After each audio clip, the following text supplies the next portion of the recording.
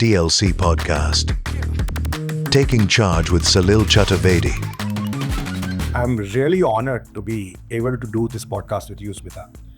The whole journey that you've been through, the whole prolific family that you have, it's really touching to find the kind of humility you have. You know, it's rare.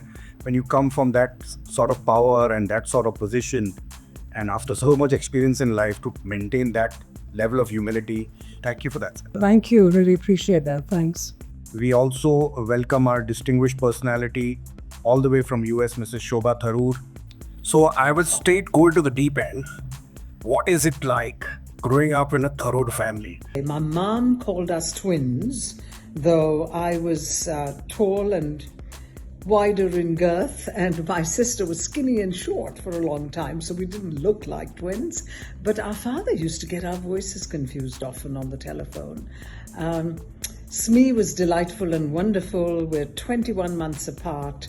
She was rambunctious to my reserve. She was charming and lived up to her name, Smita, which means ever smiling. She was the mischievous one. I was winning responsibility medals. What can I say? And we spent a lot of time together. Mother used to dress us in the same clothes, which neither of us enjoyed. And I was always told to take her to the birthday parties I was invited to. Over to you, Smita. The thing is, my father went from the age of 90 to 29 to London. And why he was there is where my brother was born. And when my brother was a few months, they moved back to Bombay, which is where my sister and I were born. This is the city of my birth. In London, he learned a game called Scrabble. And he brought it back to India. Nobody had even heard of Scrabble. And as soon as we learned to read and write and language and so on, Dad would teach us and play with us, and we would play Scrabble. And so this idea of playing Scrabble or playing a word game, and if you all know what I mean when I say Scrabble, was inculcated within us from a very, very young age. We played a lot of word games. We grew up in a word-loving family. We played one word, make little words. We used to write Constantinople on a piece of paper and pull words out of that and cross them out if both of us had the same word. And those of us who, well, usually I ended up, because I was a little bit older, having the words that she hadn't thought of, and then we'd win the game. So words, stories. We danced to music in the afternoon. We spent a lot of time together and continued to stay in touch with each other. Even when we left home, I went away as an undergraduate to America on a scholarship. Smita then moved to London a few years later. And we made a commitment to see each other on a regular basis, which we did. And it's just been lovely. So good luck, Smee. Have fun in the podcast. Appreciate you being here, Shobha. The way my parents brought us both, all of us up, I'm the youngest of three, my brother, then my sister and I. So any young person, a high five to you. My parents genuinely brought us up. We grew up in Calcutta. We moved from Bombay to Calcutta when I was 6. In a non-judgmental, inclusive, accepting, liberal family. So when you grow up, you don't question it. You just live your life. This is what my life is. But it's only with the benefit of hindsight when you start thinking back. You think, my God, I was privileged. And I'm not talking about the privilege of money. My father was an employee at the Statesman newspaper. But the privilege of not having these binaries of good and bad shoved down our throat. Of so many things. Caste, sexuality, gender. I mean, the gender, for example, if you ask my brother, he would say the girls were favored more than the boy. And there was at no point did my sister and I feel that there was unfairness in our home and that he was treated with more respect or regard or whatever else.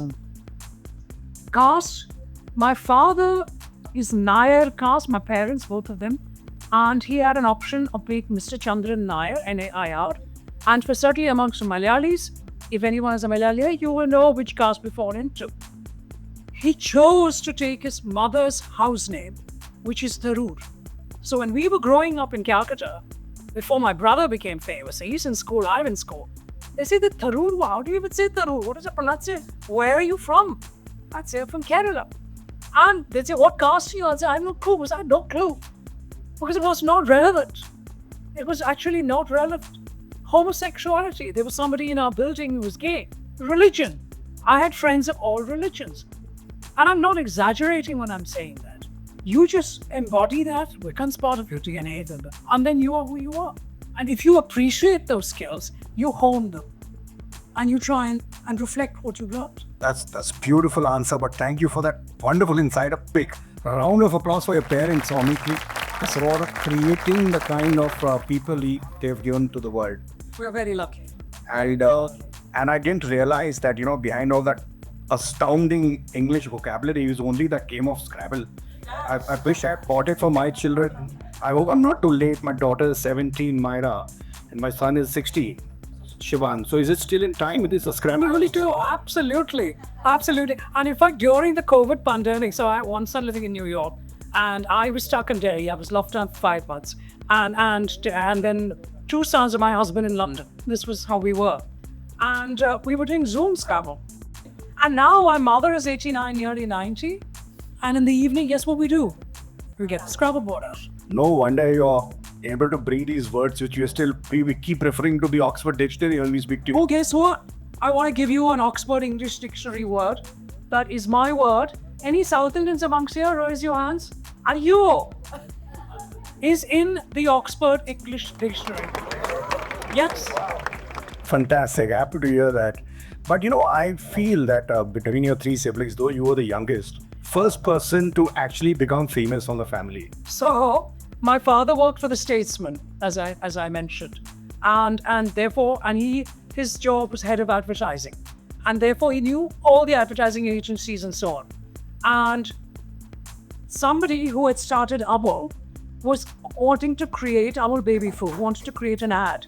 So they were looking for a sweet-looking baby, and they looked at give or take 600 odd babies, couldn't find the right baby. And this happened to speak to my father. And my sister she was about 6-8 months. So she became the first black and white Amul baby. Fast forward 1 year later, 2 years later, I'm 21 months apart. They said, okay, now we have to move on to color photo. Have you got any more babies? I got another baby. And that was this round face, our baby in color. And if any of you came to my Calcutta flat, you'd find the original photograph in my flat in Calcutta. So it's funny because obviously, what do you know? I had no memory of it.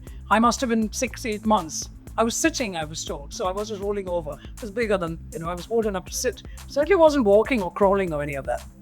Which is why it was easier to photograph as well. And I remember in Calcutta, there was this chemist, pharmacy, Whoopi and Company that was round the corner from where we lived. And if ever any of my family needed medicine, I would volunteer to go into that shop to buy. Why? Because my photograph was Pipla. So I was like, oh, I'm very famous. That's me. But there's such a distance, right? Because I'm me, age 10, 12, whatever age. And then there's a fat baby on the wall. But yeah, claim to fame, ha. Well, you got famous before it. Absolutely. Absolutely. So also I would like to know, being a beautiful family, I know I'm sounding shallow, you're very, very articulate, liberal-minded, wonderful people, but you're absolutely good-looking, right? And when you're such a stunning-looking family, how come you thought of unconscious bias as a place to start your, ground of study? Because usually beautiful people see the world quite differently from what I've understood. And they get treated better, people give them more love, and so how did you chance upon unconscious bias? Thank you. I'm laughing, Salil. I really am. First and foremost, thank you for calling us a beautiful family. Again, thank the parents. Lucky us. It's the parents who gave us our look, so we're very, very lucky. But the truth is, I don't think we grew up seeing ourselves as good looks and beauty was not a crucial value in our lives. I mean, it was all about this being non-judgmental, kind, generous. Those were very, very crucial values in my life. And so when I arrived, it's slightly longer answer to your question about not necessarily beauty, but that's perception bias, by the way. You look at somebody and you make an assumption on them just based on how they look. They haven't even opened their mouth and you make an assumption. Your brother has been voted sexiest politician But the point is, arriving in London in my 20s, I'm a brown person. My English is no different today than it was when I left India. We all liked public speaking. I used to do elocution, drama, debating. I had elocution lessons in the Retro House in Calcutta. And it's we all hone the idea of speaking well. It's not about living in London that has taught me this accent. It's just how I speak. So I arrive in London, and then there are a whole bunch of people looking at me, and they can't figure me out. This is this brown person who's obviously come from India. And what is this? I mean, I remember applying for my visa and going to Delhi to get the visa. And this white guy sitting, this British guy sitting there. And he says, you've never been, I said, never left India. He says, but you got an English accent. So I smartly said, well, I won't be to acquire then, will I? You can find that. But the point I'm making is, I went very confident in my own identity of being this Indian woman. Both of these two things. Well, I was very confident in both because of the way I was brought up. I arrived in London and found so many other people who looked like me were not having the same confidence because of their history. That then made me start thinking about what's their story? What is that about? Which then, it's only in London that I started reflecting, not at university in India. It was there that I started reflecting about my childhood, my growing up, what I just shared. And the idea of what is our narrative? What is our story? All of us in this room are made up of stories, our narrative. And how do we manage this narrative to make ourselves feel comfortable in our own skin? Because all of us have stories, some good, some not so good. So, if, for example, and I'm making it up, if you, woman in this audience, have been brought up in an extremely patriarchal home where the woman is not given a voice, are you able to go to a meeting tomorrow and have the confidence to actually open your mouth and speak and engage? Because it's so much part of your DNA not to speak and engage. That can you do that? So I began thinking about these things, and long answer to your short question, I started going down what we call unconscious bias now, but what I used to call my narrative, my life story, my inheritance. What is my inheritance? What has made me who I am today? That's excellent. Such a great insight. And I'm so happy that you really found that kind of patriarchy and you were able to express it out, feel it even globally, feel color, feel all that difference. And all the other areas that you touch upon, whether it's mental health, resilience, people burning out at corporate jobs, etc. They are so intertwined. Could you throw some light on how to, be more resilient, more, take better care of your mental health? What are the biggest things that lead to burnout? And what are the biggest recommendations that you would give for people to, be able to tackle it? Not an easy answer, and I'm not going to give a 1, 2, 3 points as an answer. Certainly Daniel Kahneman, the psychologist who won the Nobel Prize, who died last year, not Daniel Goleman, the other guy, the one who wrote Noises. He talks about our brain wiring. And he talks about, and I'm being very simplistic in my language here, but the brain being half empty or half full. And there are people in this audience today who will be instinctively half empty, instinctively, and some who are instinctively positively minded. You can't help it. Then along with that, you've got your narrative, your inheritance, your story that I was just talking about. So for those of us in the room who are in brain wiring is actually positively minded, it's much easier to manage your negative narrative, your inheritance. It's much easier to challenge and question the burnout and the feelings that you're having when X, Y, and Z is happening. When it's not half wired, if it's not wired full and it's more of you always see the negative in everything instinctively, then you've got to work at it, and it's much harder to work at. And it's not your fault. That's just how you were born. And Daniel Kahneman says his mother was like that. And one podcast that I heard, and he was like that too. And he realized very early on that he has to reframe the way he thinks, to think about how do I manage myself. So there's no one size fits all. I can't tell you that if all of you 40 people in this room have burnout, you can do X. Because you can't. Because each of you have your own inheritance, your own narrative, your own unconscious biases. Each of you come with different values and ideas of what matters to you. But certainly what you can do is to stop, to reflect, to reframe, the kind of the points that I was talking about earlier. Reframe what's going on in your mind. And then see if you can manage those, and then perhaps even write things down, the kind of points I was making, and then continue. It's not easy. None of this is easy. But each of us are different, so there's no one size fits all. So I would also like to maybe delve a little deeper into this. Is that you've been a coach, you're a consultant, you've consulted really large institutions, you're also teaching as a professor. If you were to look at, a lot of Della Leaders Clubs members have companies, mid-size, large size, all of that. So could there be a start point of introspection and later a kind of possible journey that they could entail to help their culture becoming less biased, more resilient, not less prone to burnout? And would it start first personally and then move to the company? Could you take us through that journey as if you were to look at some company, and where would you start? Yeah, it's interesting that you asked that question, because if you saw my bio, I'm a founder of Tharoor Associates and co-founder of Culturelytics. And Culturelytics is a company that's based in Bangalore. And what we've done is we've actually created the first AI tool that looks at culture in organizations, where we use AI to assess culture. Because if you're in an organization that has 10,000 employees, how are you able to assess? But leave that be. I want to answer your question about culture, because I'm involved with culture, which is why I was making the point. Now, you're a small organization of maybe 3 people, and very quickly, over 2 years, you're 20 people. I'm talking about a very small organization. You're building, you're growing, you're starting out as a founder, as an entrepreneur, as a leader.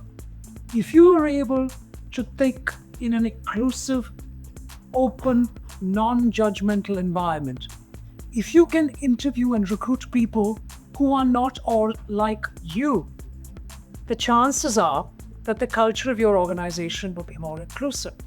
So that when I say that my top value is X, and you say it's Y, and somebody else says it's Z, and somebody else says it's A, and somebody else says it's B, it won't matter, because there is genuine respect and recognition and understanding for all of us. And because you're small, it's a good place to start.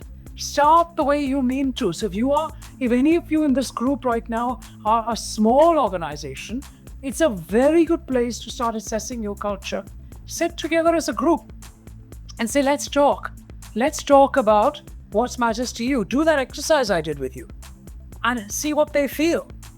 You've got the paper with you, just rewrite it because you've ticked on it, and then share it with everyone. And do the exercise and talk about what are your values. Have open, honest, non-judgmental conversations with your team. And don't have penguins, honestly. There's a very old video on YouTube which you can search and find. It's hilarious because essentially you've got this company and it's all run by penguins. Can you visualize a penguin? And they're all working. And then guess what? They hire a peacock. Oh my God, the peacock comes in. The peacock is creative. The peacock is wonderful. And the penguins are really impressed because the peacock is growing the company. It's doing really well. But after a while, the penguins start resenting it. We love you. We're doing really well. But do you think you could wear this penguin suit, please? You know where it's going. So that's the point. Don't be a penguin. Don't even be a peacock. Have a sparrow, a penguin, a peacock, a pigeon. Have them all. And only then will you be genuinely inclusive. Thank you for that. You mentioned in some of your other podcasts, and even today when you were sharing your journey with us, that conditioning is there in society. And so there's always these buckets where there are things outside of your control, and a bucket where there are things that you can be in control of. Trying to focus only on the bucket where we can be in control of things. How would you ask someone who is going through, patriarchy and conditioned environment, what are the things that are in our control that we can internalize and really improve ourselves and bring us out of that? I think it's the me, myself, and I bit that I was talking about. Because, let's imagine that, and because you use patriarchy, I'll continue with the same example. Therefore, I'm speaking more to all of you women in the audience and the men. Because patriarchy muzzles the woman more than muzzles the man. And we don't need to expand on that. It's a given. So let's imagine, actually, no, what am I saying? I'll tell you a true story. So I was speaking in Philadelphia, and a white American woman came to speak to me at the end of my talk on unconscious bias, one-to-one, in a private conversation. And she was of Italian origin, and she grew up in what you and I call a joint family. And she said in the joint family, us women didn't have a voice. And we really weren't able to speak because the men would just ask her to shut up. And she said, I know now that when I go on to the office tomorrow that I need to speak. It's not easy because your inheritance has told you not to open your mouth. Very simply put, what you don't want to be doing within your own family, because you love your family, you respect them, you don't want to be upsetting people. That is not the point of trying to dismantle patriarchy. But it is about finding your own identity. That is much harder. But when you are able to genuinely empower yourself, believe in yourself, know that me, I, the woman, no matter where I am, I'm confident in who I am, then you are automatically trying to break patriarchy. And if I ask you men in the audience, how can you support that? If you are a feminist man in the audience, what I would ask you to do is to genuinely have female friendships, not romantic relationships, but female friendships. And for men, for women and men, obviously one of each. And by having the other gender good friend, you are listening differently. You're communicating differently, you're thinking differently. Because no matter what, man is man, woman is woman, if you know what I mean. But we still do the same job, we still do what we do. And by having these conversations, we teach ourselves to listen differently. And when we begin to listen differently, we are then able to communicate differently when you are trying to dismantle patriarchy, whether you're a man or a woman. It really is about empowering ourselves, being more confident in our own skin for women, and about for men to engage with other women. Don't assume, don't make judgments, listen to, and not just engage superficially, good close friends. Thank you for that. So in terms of really being able to internalize I, me, myself, whether to improve mental health or to, practice getting more resilient, which in turn will eventually help you handle any kind of bias, or are there some hacks that help your mental health, which in turn help the other three? Is there some path, meditation, something? How do they go through this I, me, myself? Each one is different. It's interesting because I've had 100 interviews now for my podcast, and it's all pretty much about resilience and so on. And each person teaches me different things. When I launched it a couple of years ago, the first interview is with somebody you've all heard of, and that is Vidya Balan. And she says that she didn't feel good about herself. She didn't feel she was good looking. And she would literally look at the mirror every day and talk to herself and give herself a little thing. And I mentioned in my workshop the idea of the anchor, the physical anchor.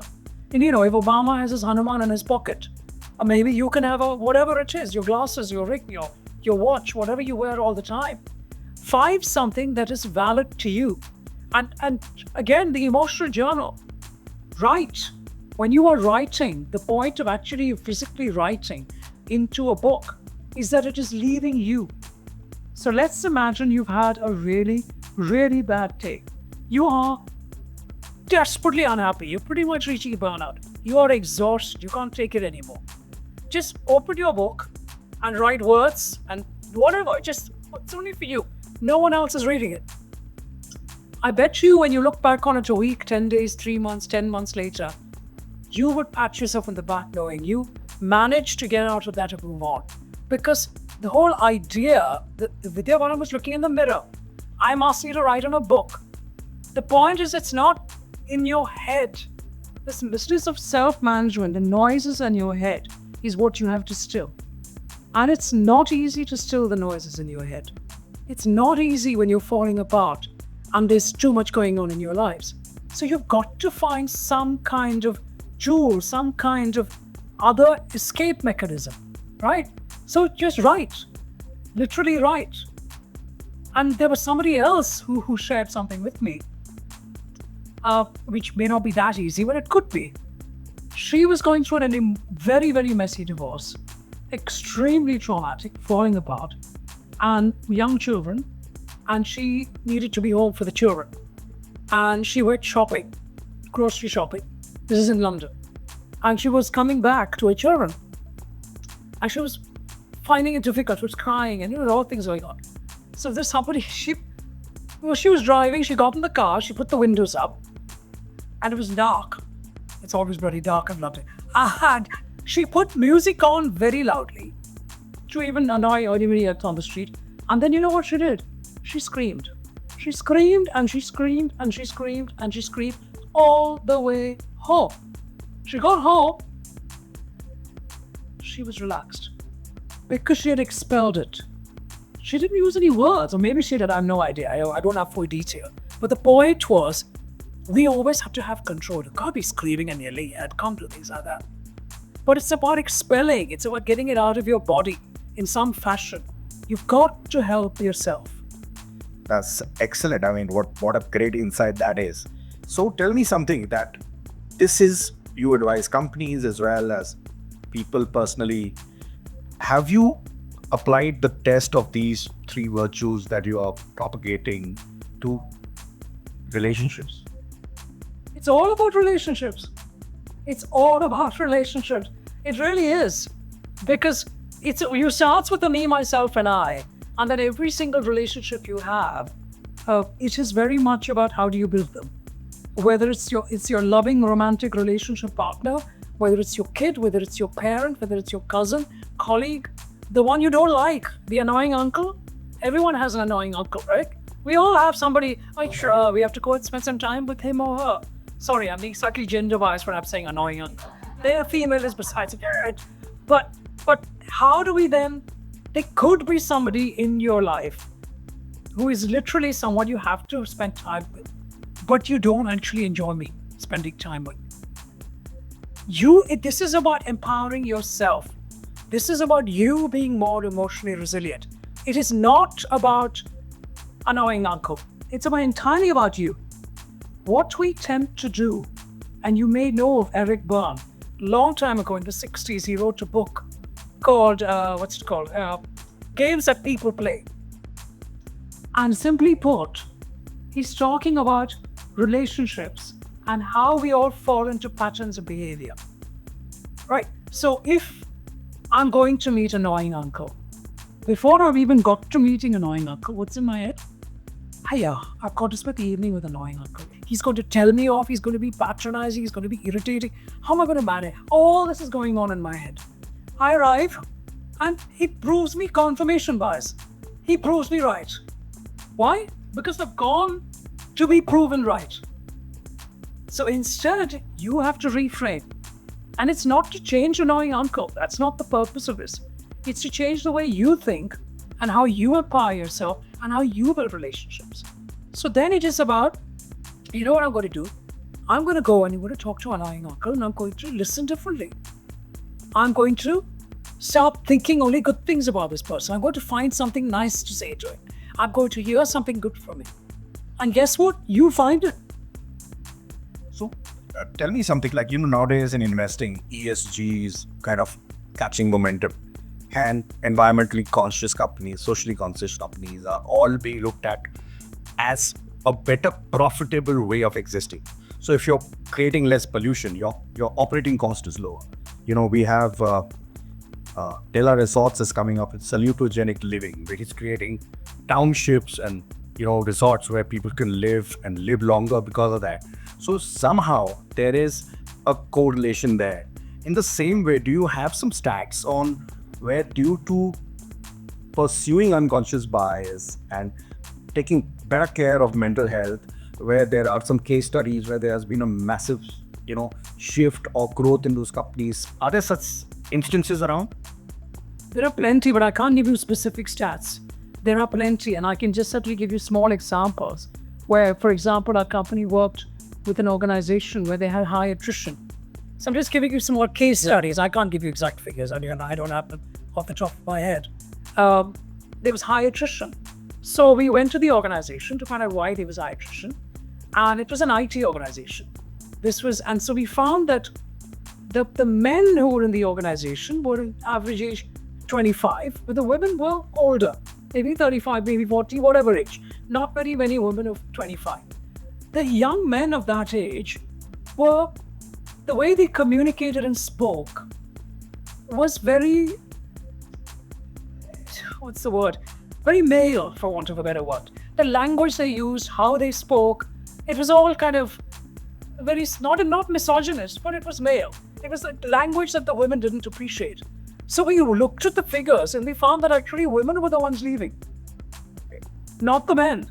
Because instead of complaining, they got so fed up with this kind of culture. This is about the culture that they were leaving. Nobody was even aware of it. So we did a series of workshops on unconscious bias. Both the men and the women were beginning to appreciate. And they wrote us emails and stuff saying, oh my God, we didn't even know we were doing this. They were just big kids, if you know what I mean. 1 year later, we asked again. The attrition, I can't remember, this is a very old story, but it went substantially down because the culture changed. So the point is you can.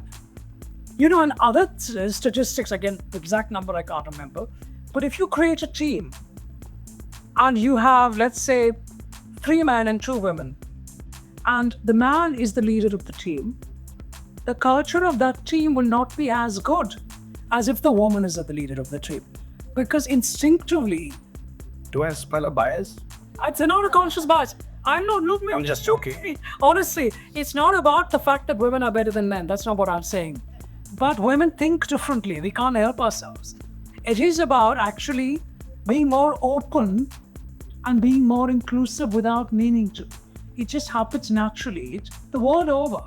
Because the world over is a patriarchal society, not just India. The world over is a patriarchal society, and the woman usually has to conform. So if you can give the woman the leadership position, she works very differently to that man. With the exceptions, I'm sure, but it does happen. No, I totally go with what you're saying. I was just joking there.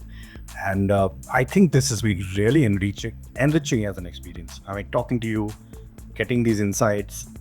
I would love if you have something to share that you would leave as a message to everybody, just overall about the theme that you're speaking on, or something that even others who do this podcast will watch. And maybe you think that shows a message that needs to go to the world. I'm not one of those kind of people who give long messages or mantras or any of that. That's not me. Because I really believe it's about you and your self-reflection. But I think if all of us can acknowledge that life is cyclical, life will be up and down. And I said that in the beginning of my workshop as well. And I think it's when life is down, when you are feeling really wretched, things are not good. Rather than feeling sorry for yourself, you've got to start embracing your own power. You've got to embrace and support yourself. And it is only then that when the ups come, you would be able to really enjoy the ups. Because with the ups come, you're running around feeling very good about yourself, showing off and looking at myself, look at how great I am. And that flat you go, because that's life. How do you can't pick yourself up then? So focus on when the challenges come your way and reflect and absorb and try and be as authentic and honest to yourself as you can. Because all of us, you talked to one of the early questions about fame and so on. Listen, fame is also cyclical. Fame will go up, fame will come down. That's just life. If you are a genuinely honest human being, honest to yourself, honest to the people you connect with, then you're empowering yourself and others, and that's what's above. Thank you for that. On that note, I must say it was just really, really refreshing. You have a great aura, beautiful vibration, great energy, and that authenticism just flows through you. It is completely visible that you are somewhere on a better spiritual plane, and God bless you for whatever you've shared with us. And I'm happy to open it to anybody else who has any question or any interaction that anybody else would like. Smita, how does one recognize in an organization whether the entire organization is going through a burnout phase, or individually majority of the people are going through a burnout phase, or small batches of people in high positions of responsibility are going through a burnout phase? What are the first few signs of a burnout? You might get complaints from employees that somebody, my bosses were bullying me. I'm not happy. You would have, obviously, production may not be as good, whatever aspect of your giant company. You know what? There's so many fingers and so many pies you've got, and you're hoping to get X, and it's not being achieved the way it used to be achieved. You can see the difference. And so you don't know that it's burnout, but if people are not happy, they don't perform, full stop, right? They think they do, but instead of doing 10 out of 10 in terms of working, they will do 7 or they'll do 6 because they're not happy. And they're not happy, why? Because maybe the culture is not inclusive. Maybe somebody is bullying them. Maybe that their first line manager is one. You're one guy among so many in your company, or any one of you. And so it comes from the top, and it has to be discussed at every level, right through from the very top. Discuss with the groups, discuss with your teams, ask your teams to have open conversations with the next team and the next, all the way down to the guy who's making the chai, so that everyone feels included in the organization. Because it's not just about burning out in terms of production management and getting it. It's about burning out because I'm working so very hard, and what am I achieving? What's the point? I don't feel good about myself. That's a burnout as well, you see. So it doesn't matter where we are. But these days, the biggest duvida across with organizations currently going on, all those high-performance organizations, all those people with a startup culture, all those people who really burn the midnight oil, invariably have the same culture and the same issues and problems being thrown at them. And the burnout problem is with these organizations comparatively to set-up organizations which are traditional, long-duration, 9-to-5 jobs. None of those organizations, they also may be having issues, but are very less.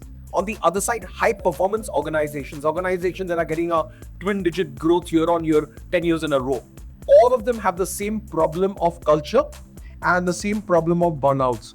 How do such organizations help employees deal and cope up with this stressful work environments? It comes back to culture again, you see.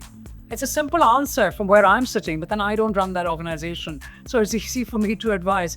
But it really does come down to the culture of the organization, because it's doing well, it's successful, but then there is also burnout. And so you have to talk about the culture, you have to address the culture and see whether you are supporting every single 8,000 employees in X organization, for example. I mean, we did some work with GSPL, where they have X number of employees. And we could see that, in Delhi, the culture is like this. I'm just making it up. X place, the culture is like this. Y, the different. Somewhere else is different. You have to address that. And then the leaders have to go and talk to the people. Make them feel included and continue to grow. But sooner or later, if the culture is not addressed in a positive, inclusive way, sooner or later, that wonderful company up there will fall, won't it? Yes. It's just how it is. Thank you. There's a statement by Penn Horowitz on work culture, and he says companies are not what they say, but what they do. So many times we have to reflect into those aspects as to what are we doing with the people as against to what we're telling them. Anyway, on that note, a big round of applause. Thank you, Smita. This was really, really enriching. Thank you so much. Thank you very much, Samir. Enjoyed chatting with you.